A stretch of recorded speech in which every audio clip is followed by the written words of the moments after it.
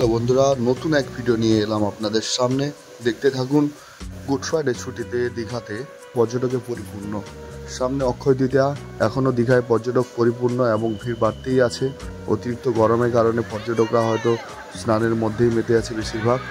দেখছেন old Digha sea beach, new Digha sea beach totally পর্যটকে পরিপূর্ণ। ঈদের পরে বেশিরভাগ সময় এরকমই ভিড় থাকে।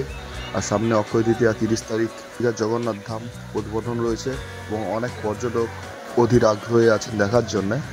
এখন দীঘা ক্রমশ ভিড় বাড়তেই আছে। এখন এপ্রিল মার্চ পর্যন্ত এখনও দীঘায় অনেকটাই ভিড় থাকবে। সামনে গরমের ছুটিও আছে। দেখতে থাকুন, প্রত্যেকটা বিচ পর্যটকে পরিপূর্ণই থাকে এবং সিকিউরিটি ব্যবস্থা যেটা আছে অনেকটা বাড়িয়ে দিয়েছে দীঘার সমুদ্র সৈকতে।